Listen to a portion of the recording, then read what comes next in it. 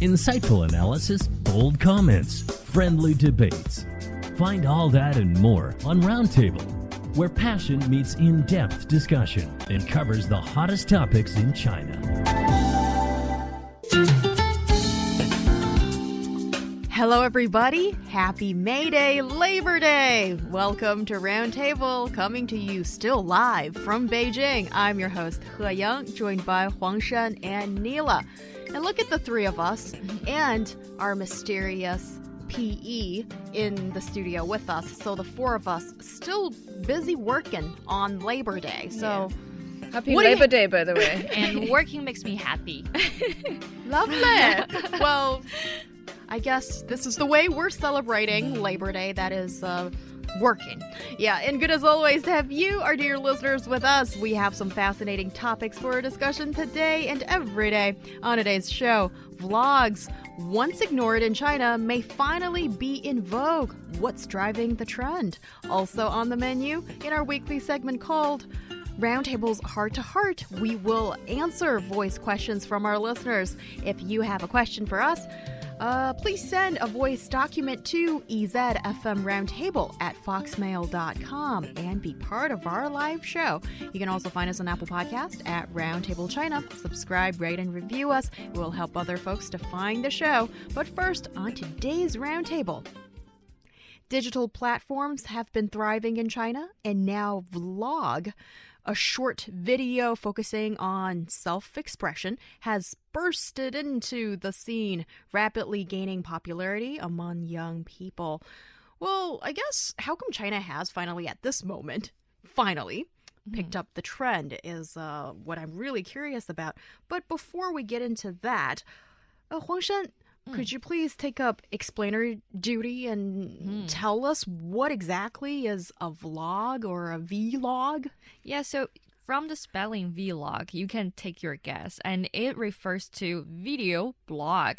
Because I think for young people who love culture, arts, and literature, or if they're good at expressing themselves by using word, I think many years ago, ages ago, blog was a big thing for them. But now blog is gradually lose its charm among the young people. And now the new thing is called vlog. So it's seemed like a form that transformed the content from the written form into a verbal and also visual form. So it combines your oral expressions with the pictures and or the videos. So it generally includes like two major elements. So one is you need to have a storyline for your vlog. So that accounts for maybe 70% of the total content. And it can be like who you are, what you are doing, and where you are, this kind of things. And there's another 30% is about the screenshot or empty shot. You need to have some shots of the environment around you or the procedures or your motions. So generally they're in two elements. And I think maybe 2 years ago or last year, the short instant videos are very popular in China. So people may curious about, what's the difference between vlog and also what we call 短视频 or 小视频 in Chinese. In China, it's like short videos. So usually those short videos, they only have 1 minute or even less than 1 minute. But for vlog, so in foreign countries, it generally have over 6 minutes, or even some of them are over 10 minutes. But since it's just took steps like in China. So now in China, the vlogs are generally maybe 3 minutes or even longer. And usually the short videos, they have loads of filters, So you don't need to be very good looking, and then you can still look gorgeous on a camera. But usually vloggers are more real or more like the ordinary people in your daily life. So usually they won't put on lots of filters. And some people say they want to uplift the aesthetic value of vlog. It's more like a mini version of a film. So, Neela, have you been checking out some vlogs in the world? I think everybody checks out like vlogs, and these days it's just a much easier way of finding information from somebody perhaps you relate with, or because in the past, when we needed to find information about something, then you would have to go on the internet and have to read an entire article. And because we don't have that much patience anymore, you'd rather just go and find somebody who can explain it. Somebody, a normal person, not an expert, a regular person who understands the topic very well and would explain it in a much shorter period of time in a more understandable way. So I personally follow a few vlogs, not necessarily on Chinese social media, but I do follow a few vloggers on spaces like YouTube, because I like to sometimes, once in a while, I like to cook. I want to see, perhaps when I'm traveling especially, I try to follow some vloggers to see the places they've been, the kind of food they're recommending to eat, what to do in specific places. So those are the kinds of accounts that I like to follow, and I think everybody, even my mother, I'm sure, does follow a vlogger, because they come in all sorts of generation. You don't need a qualification to be a vlogger, and so it's become something that's just, sprung up onto the scene, and it's become very, very popular.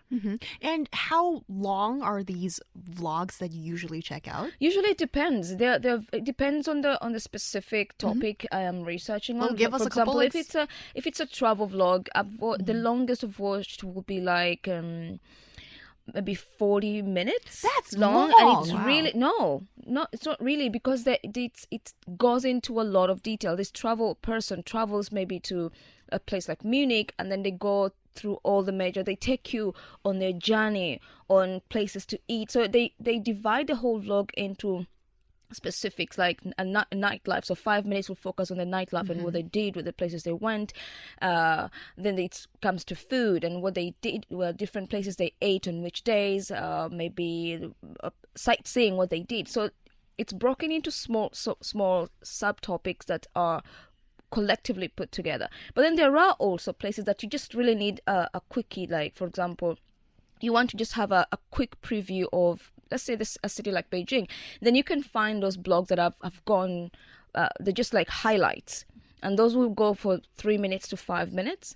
But if I want to get detailed information, then I'll go for the longer version. So I think it goes, for me, a vlog goes from 3 minutes to however long you want it to be, and also depending on the topic. If I'm talking about, I'm going to a vlog where it's a doctor and I'm researching why I have a pimple on my chin, I need the information really quickly. I don't want to sit there for like 10 minutes. I need that information fed to me within 2 to 3 minutes. So then you also find those kinds of people. So to me, it depends if I have time and how in depth I want I want to listen to this person and what they have to say, or if I just want something really quick.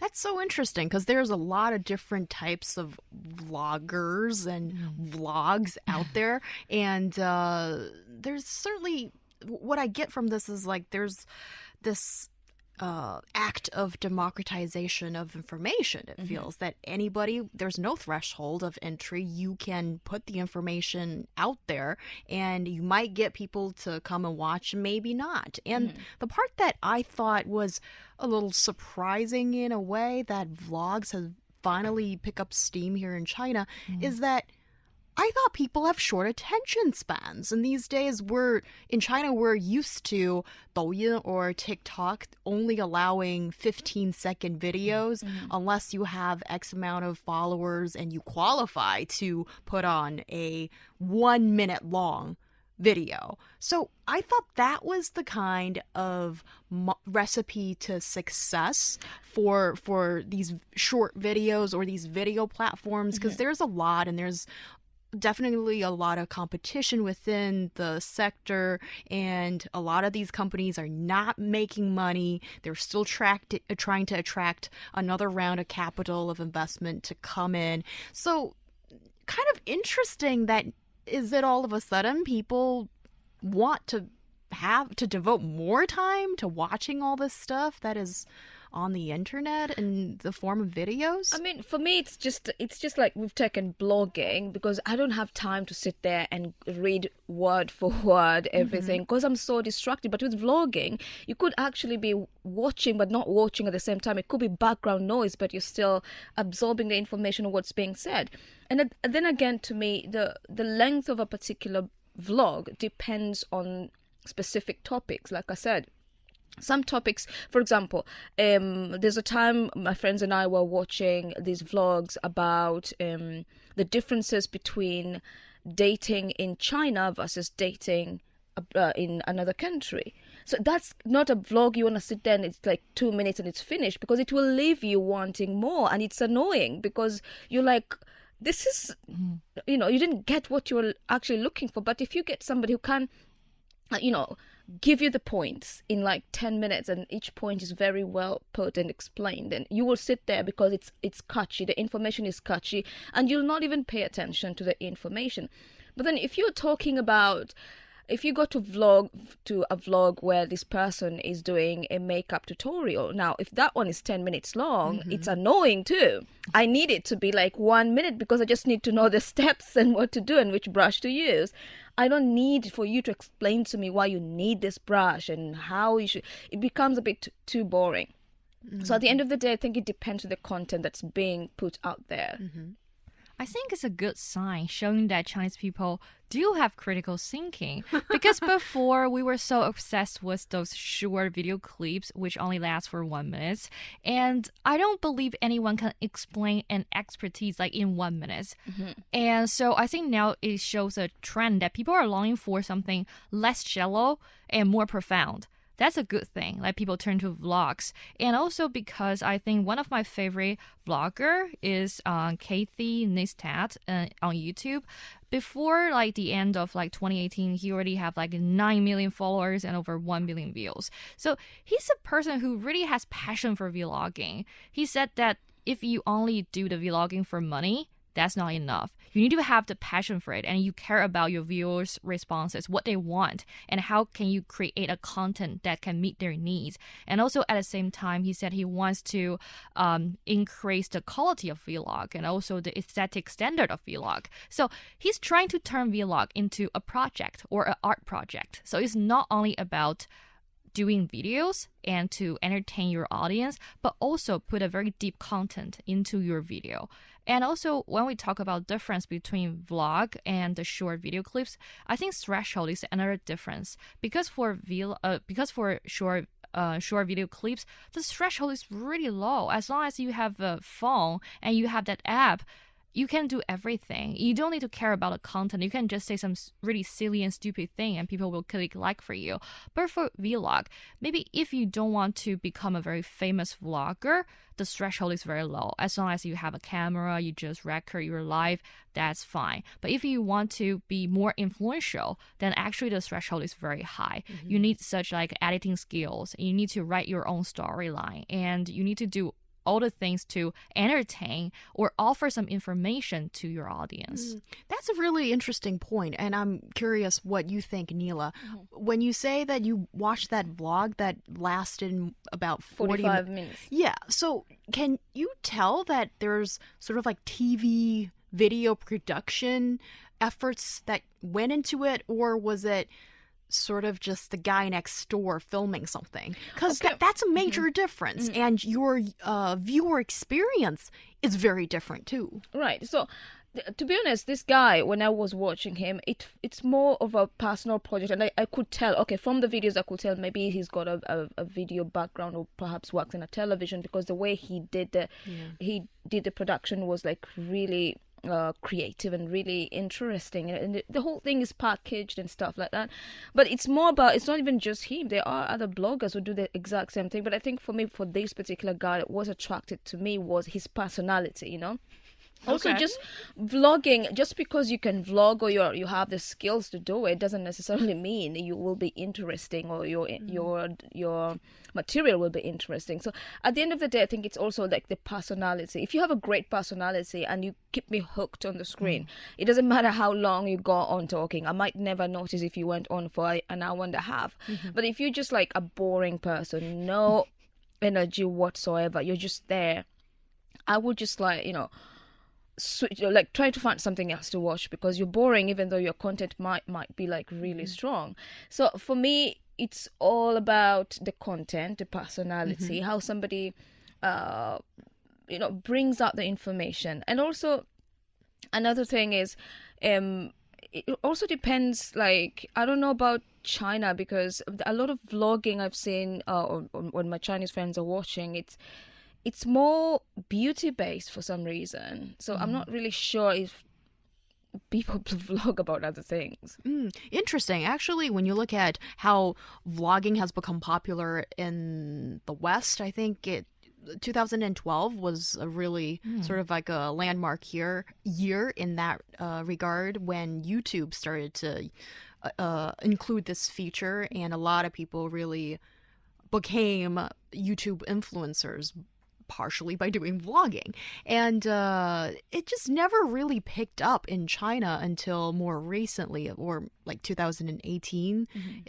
We've seen that more companies have joined the game kind of thing. But as I was checking out some more information, doing my research prior to the show, I went to Bilibili. That is the website that is known for, I guess, vlogging in China.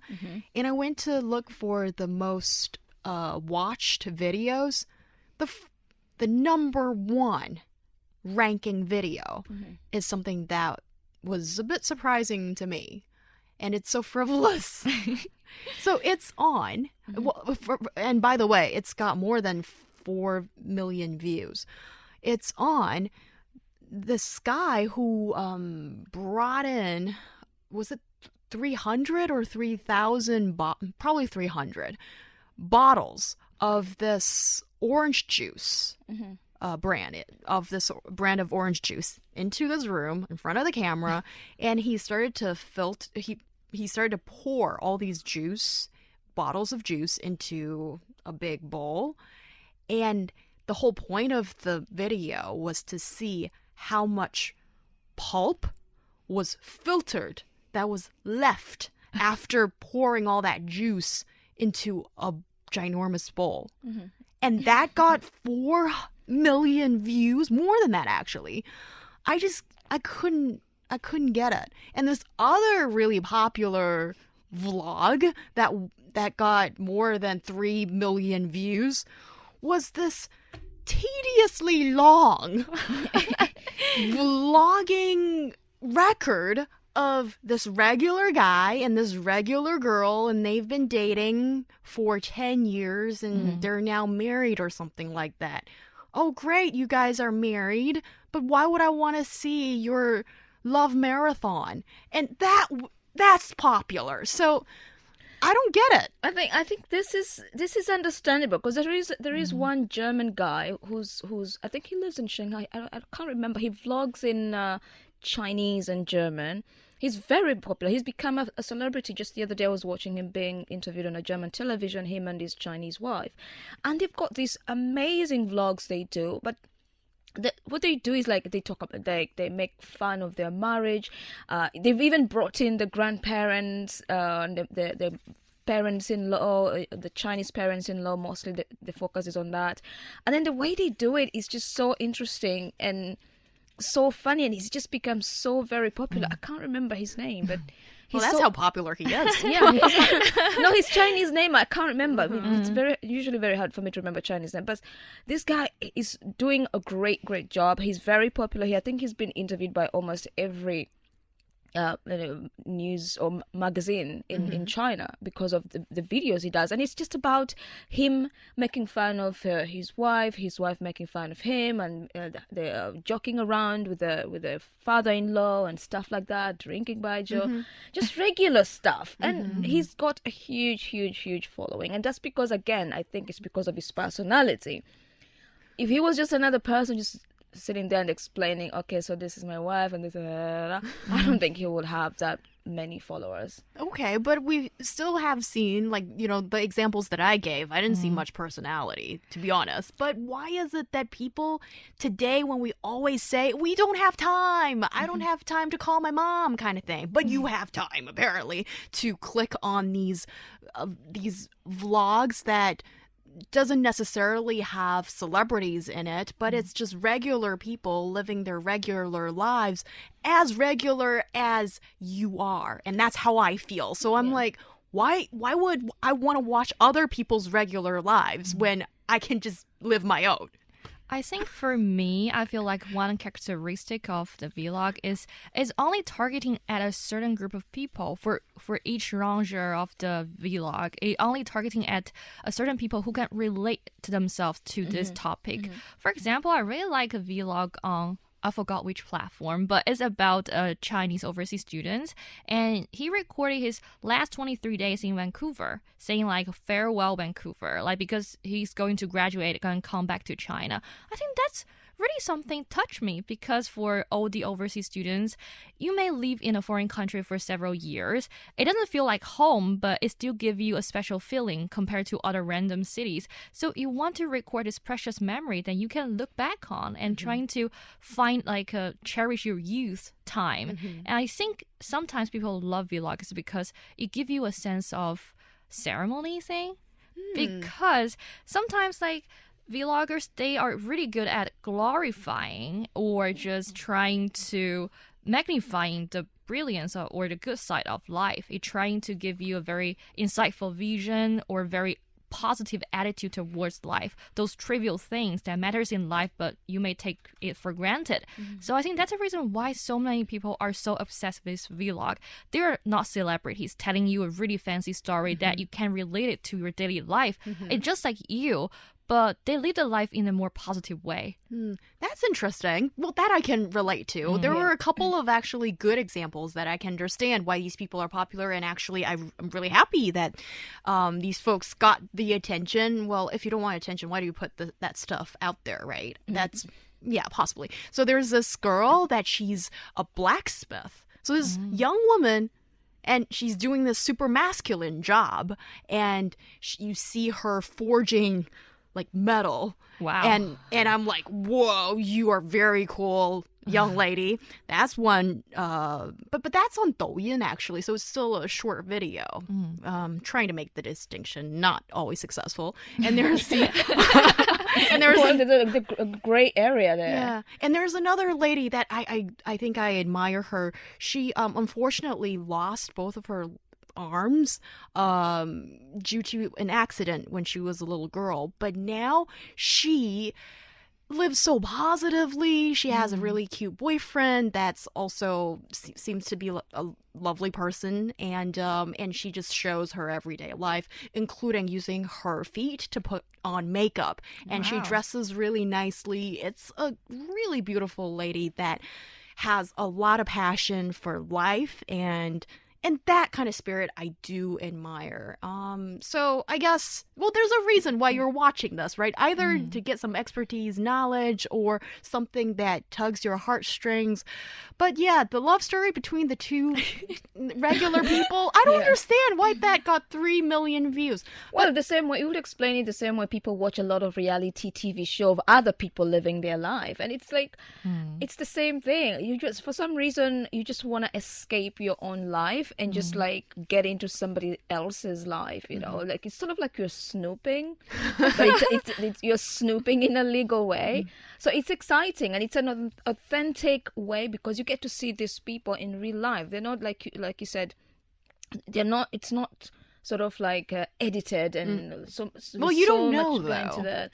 I don't think a lot of vloggers don't do much editing because a lot of the things they do or say are usually unscripted. Yeah. So, like right now in China, as we see that more businesses, big corporations are getting into this sector, is there sort of like a report you can give me right now about the many players in the field and how come this has become another busy place for mega companies to get into vlogging? Yeah, we can see like more platforms that are joining the game because in September 2018, Weibo, it launched a vlog event saying that those who have posted more than 4 vlogs with a length more than 1 minute in the past 30 days could be verified as a vlogger and receive more exposure on Weibo. And also in December, the Bilibili launched a 30-day vlog challenge to encourage creators and promote the video format.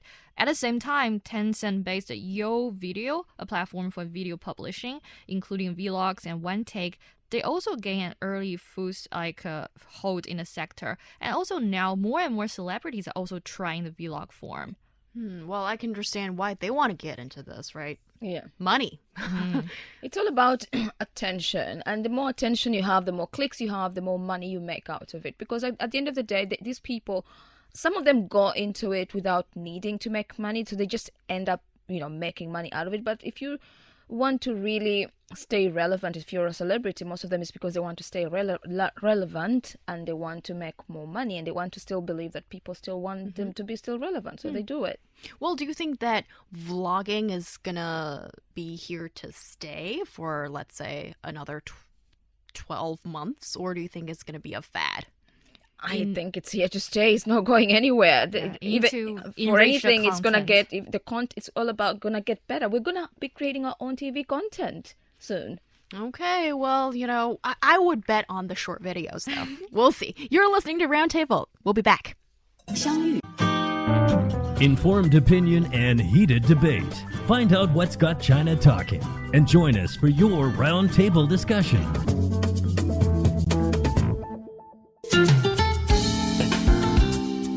You're listening to Roundtable with myself, He Yang, joined by Huang Shen and Nila. We are still live on Labor Day when you're probably listening to our show at home, maybe mopping the floor, or doing something far more interesting than that, or maybe in your car. Well, let us know, how are you doing on Labor Day when you get actually 4 precious days off altogether? Of course, you need to make up for the days that you take off, and that's just that's hard. Yeah, but Labor Day itself, that's one national holiday, and we're here keeping you company. Coming up, spoiler or 剧透 has recently become a buzzword as avid fans of Game of Thrones and the Marvel Cinematic Universe say that they're walking on eggshells on the internet, trying to avoid any piece of spoilers. Well, how did spoilers become a thing? And in our weekly segment called Roundtable's Heart to Heart, we will answer voice questions from our listeners. If you have a question for us, please send a voice document to ezfmroundtable@foxmail.com and be part of our live show. We would also love to see your comments, reviews on the show, and you can send us an email to ezfmroundtable@foxmail.com, of course, or find us on Apple Podcast as we are Roundtable China, and 2 apps where you can check us out and also leave a review. That is the 轻松调频 app, the 轻松调频 app, and China Plus app. And now on Roundtable as we continue our discussion.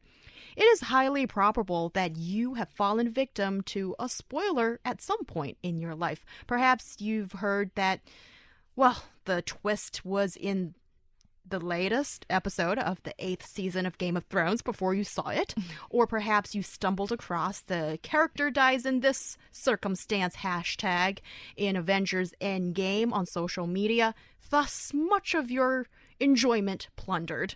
Well, to put simply, a spoiler is a piece of information that spoils your enjoyment of a film or entertainment product, usually by revealing a key plot detail or the character, that kind of thing. So people didn't used to make such a big fuss about spoilers until it became one of the biggest taboos on the internet.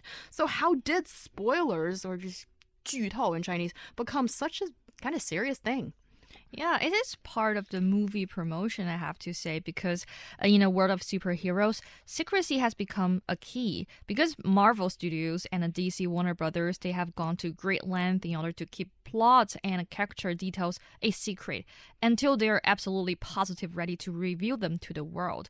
But I think recently we use spoiler as another catchy point. I can share a story happened right in our office between me and Lai Ming. It was happening yesterday because both of us are huge Game of Thrones fans. This season there are 2 big things. One is Avengers 4. The other one is the final season of Game of Thrones.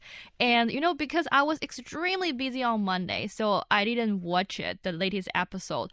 But Lai Ming watched it on Monday night. Then on Tuesday morning, you can always see that Lai Ming want to share something. You can tell he has an impulse of let something out of his mouth. but I just used my eyesight to stop him. I told him like, don't spoil anything, because for people who have watched the third episode of the last season, you know that something really important happened in this episode. There are lots of highlight moments, key plots, and I told Lai Ming, whenever you want to say something before Wednesday morning, just, mimicking the theme song of Game of Thrones. So, yeah, that's my reveal, to the spoilers. That's really annoying. Well, but Lai Ming seemed to have done a pretty good job. I saw him really wanting to say something, but every time when Huang Shen was like, don't do it. And then, Lai Ming, batting his eyelashes, his ginormous eyes, and these two, I mean, they just echo each other off with the music, theme song. The theme song, yeah.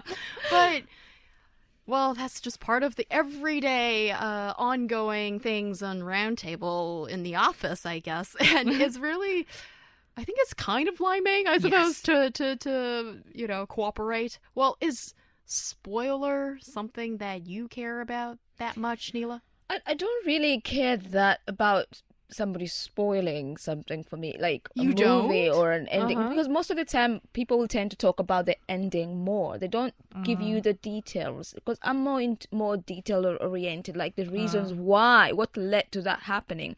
So I don't really care about the ending per se. But so, and again, I don't know. I mean, I'm just somebody who just always thinks, well, maybe their take is different, or the way they watch something was not exactly the same I would watch it, or the factors they considered important were probably not the same factors I considered important. But just because they give you a specific ending or a specific twist does not necessarily spoil for me in the end, although it would be nice not to be told. So for me, usually what I do, anyway, all my friends, for example, with Game of Thrones, they will ask me, hey, have you watched the latest episode? And then I will say, no, I haven't. So they will not say anything, and I will not ask them anything. When it comes to going on the internet, I can see a lot of memes already going out there, and I haven't watched the episode, and I'm just like, scroll past really quickly. Once in a while, by mistake, you read something, and you're like, okay.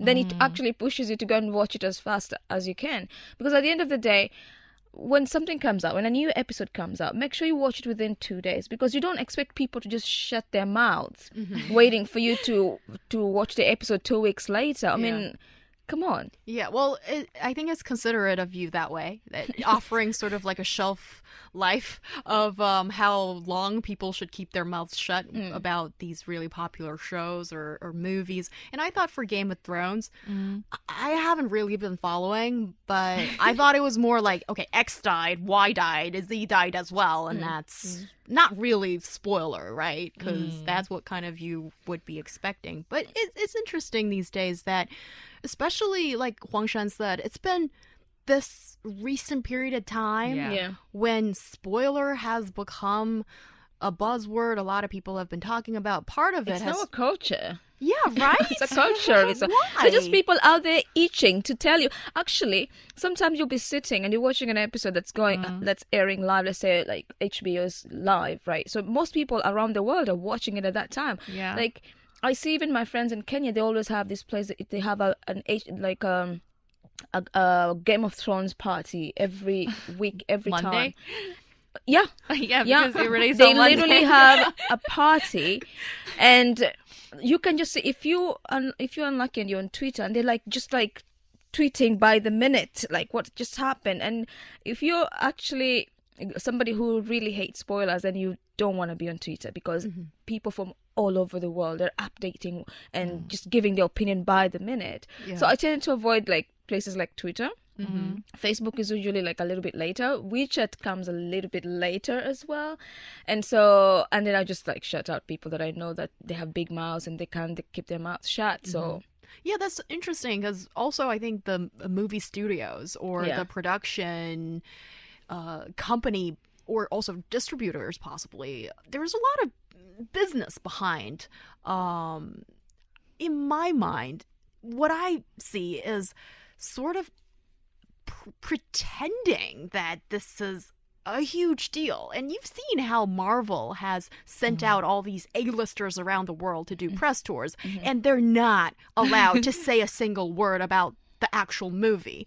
And then that's become so hard for the actors to, well, they're there to promote the movie, but they can't say a word. And what is the point of that? And I thought it was a major waste of time for everyone. Anyhow, so like Jeremy Renner and Paul Rudd, these are two actors from the Avengers, and then they made up this fake movie just to avoid Really? To avoid the journalists and reporters to interrogate them on, you know, just giving us a little bit more spoilers for the Avengers Endgame movie. And then so I think it's really gotten to a point that it's become a major movie promotion gimmick, especially with Marvel, and DC does that to some extent too.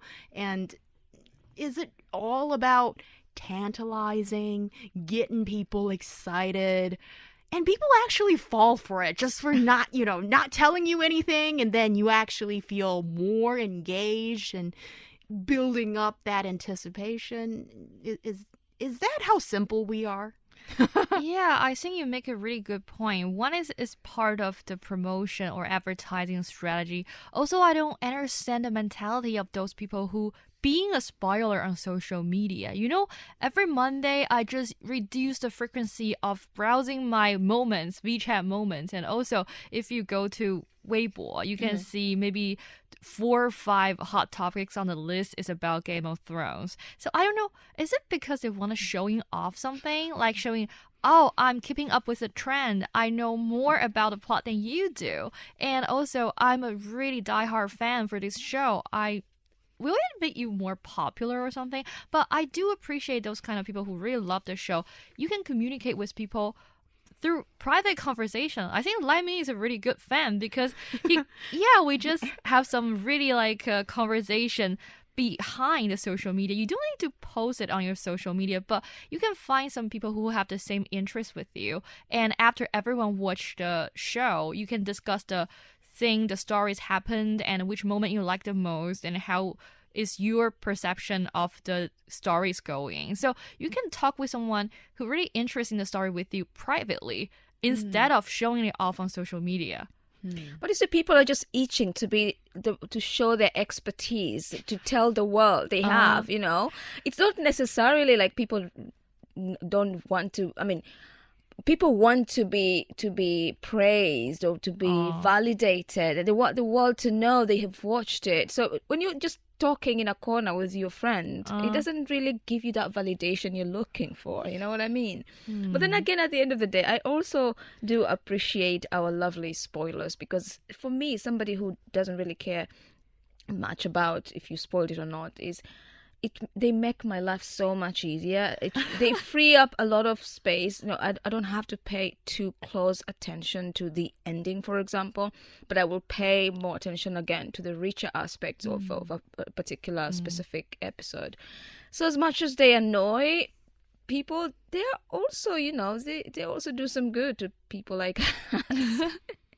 Yeah, that's a really good point, because for me, I'm kind of the type of person when I start a book, okay, so I sort of gently caress the cover of the book, because nowadays when you're reading a physical, you know, paperback book, it's almost become something special, a ritual of some sort. So after that, flick through the first page, read the second page, I like this, and then I go straight to the ending of the book. I sort of want to know. Spoil it for yourself. Yes. And then I'm like, okay, now I know. And then I go back. How did it happen? To the beginning. And then I will gently and carefully relish the bulk of the book, and then happily arrive at the ending again. And I actually feel quite happy about that. But I know I could be a person in the minority in that regard, as these days, at least those who are making their voices loudest heard on social media seem to be those people that are threatening people around them. And if you spoil this for me, I will come to your house kind of thing. And not to have a tea party, obviously. So it's kind of interesting to see how this is a culture that's gradually grown. But is it a new thing? That's really interesting because for me, based on my previous explanation, you can tell I hate spoilers. But when I'm reading a book, I love spoilers. Yeah, that's really weird because let me explain it because I hate sad story. I like story with happy ending. So if I'm really interested in this book, in this author, or in this storyline, but if someone tell me it's a sad ending, I will quit reading it. Oh. But I hate spoilers when I'm reading a detective story. I want to figure out who is the bad guy by myself. I don't want anyone spoil any information to me. I like to play that game to guess who is the murderer. Yeah, so it's the 12 people on the Oriental Express that all did it together and not just one person. Stop it, See, okay. Yeah. Yeah, did I just do that? Oh. Yeah. Well, but You haven't read the book? I read a book. Okay. But Yeah. I want to guess the answer by myself. Yeah. Yeah. It really surprised me a great deal when I was reading that book that we just made the reference of. But if somebody told me that this is what actually happened, these were all culprits, then I would have been quite mad, actually. But that might be because of the genre of the book or entertainment product, whatever you are entertaining yourself with. But if it's a classic, let's look at the classics, okay? Let's say Romeo and Juliet, so Shakespearean works, or the opera, like I have in my mind sort of the Peony Pavilion. That is a classic piece of work of Kunqu, the Kun opera in China, or the various adaptations of the Three Kingdom in Peking opera in China. These are stories that everybody knows, but there's no talk about spoiler in that regard, right? So what explains the difference? I mean, if it's a well-known story, it's a historical event, you already know the ending. But I think here the most interesting aspects are how that ending happened. And I think I would hate it if somebody started explaining to me, oh, you know, this queen did that, or the empress did that, and this and that, and that's why this happened. Then that I wouldn't like. Just tell me, like, it's going to end like this, but then don't explain me the details, the aspects that I really want to know how it happened and why it ended up like that. And I think for those like classics, maybe you were tempted by its content after people tell you the story that you would love to read it more. And also the reason why you turn to those really, you know, historical or classic works is because you want to learn from the author with their wisdom in the book, or the really nice sentences and the way of expression. You want to learn something from the book, not about a storyline. That's so interesting, because I'm thinking about all kinds of opera in the world, and like Aida, Madame Butterfly. It's almost advised that you read what this is about before you go into to watch it. Yeah, so when you watch it, it's about enjoying the music, enjoying the characters. Yeah, the process, and not the ending. Quite interesting. Maybe there is a kind of hierarchy in what qualifies spoiler alert and maybe what doesn't. Okay, so in this day and age when everybody's on the internet and the internet has made the discussion of spoiler a more relevant one, any ways to avoid it? To avoid the spoilers if this person is just that serious about wanting to experience everything without any further guidance? I think for me, just stop posting things on social media. If you want to gain more likes or more comments on social media by being a spoiler, I think you are doing the things wrong, because people will shut you down. People won't visit your social media page because you're a spoiler. But maybe they don't want people to visit their page because, again, No, it's not because their, it's their page. They have the right to do whatever they want to do with it. I think the reason why they post it on social media is they want to show off. They want to gain more likes. So if you're really interested in this topic, just find someone who have the same interest with you and talk to him or her. Yeah. I do sort of agree with the spoilers at some point because the first 2 days maybe don't say anything because there are people who are busy out there and they really actually love to have just that little space just to give them some time. 48 hours you have time to go figure out. After that, then I think they're free to post whatever they like because seriously, if you didn't have time to watch it within 3 days, people are not just going to be sitting there hoping, oh, I'm not going to spoil for anybody. And also you've got like somebody who will be like, I've got friends who are still like on season 6. Yeah. And I'm not going to just not say anything just because you're way behind. Not my problem. Not your fault, Neela. And I think, yeah, you make a good argument in that regard. I think nowadays maybe there is a social etiquette on the internet as well when it comes to spoiler or not. Well, when you spoil somebody's day, that doesn't sound like something that, good people want to do. So, pick your side, pick your position, see what you want to do when it comes to 剧透 or just log off the internet if you don't want to see these things for a few days. Yeah, just turn off social media. Turn away from the internet. You're listening to Roundtable. Coming up next, let's get close and cozy. It's time to have our Roundtable moment of heart to heart. You ask. We answer. Round Table. Heart to heart. On this May Day holiday, when we are still working, who's got a round table heart to heart question? Hi, Roundtable. This is Ada, and I'm a designer. My profession requires me to work long hours. So I work late, often the last one to leave the office after everybody else. And I don't really have a social life. Is it weird to say that I love working? And it takes up so much of my life. By the way, do we get a live Roundtable show on May Day? Love you guys. Well, thank you so much, Ada, for sending in that question. And yes, we are live today, and we will be tomorrow, the day after, and that's how hardworking we are. Yes. When all of you are on holiday, but we're still working. Ha ha.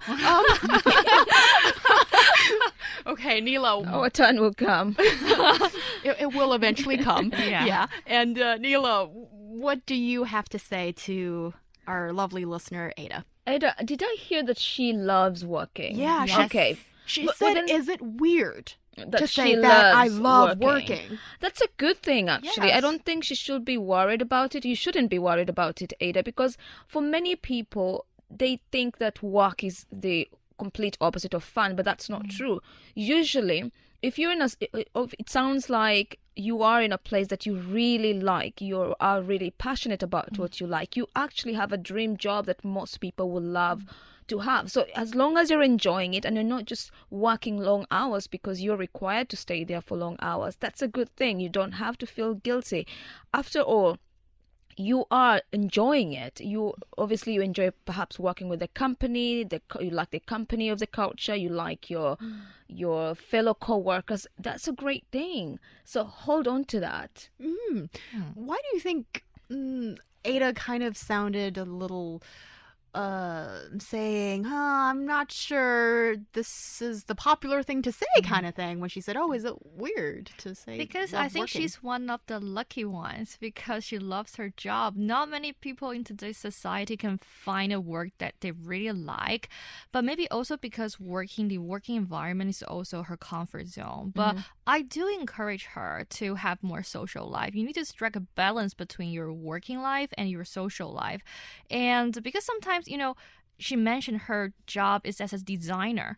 Being a designer, you need to be really creative, very fashionable, or you need to keep up with the latest trend. Then you can design something that meet your customers' needs or what they want. So you need to sometimes you need to think outside of the box. So you need to have more social life because different friends or people can give you new kinds of some fresh inspiration. I think they will benefit your career. Well, I guess, Ada, at the end of the day, you know what's best for you. Yeah. And we're here just as friends to offer you different points of view. And of course, you're the judge of what you want to arrange your life, what it to be. So, for me, I think I can resonate with you, and I can sort of understand why it can be a little strange when you blurt out, I love what I do. Not to make people jealous, but maybe because if you're Chinese, and that's what I'm more familiar with, going through the educational system, we've always been told that you need to work hard, you press on trying to be the best in what you do, and there's a lot of that talk that we are used to hearing all those years as we're growing up.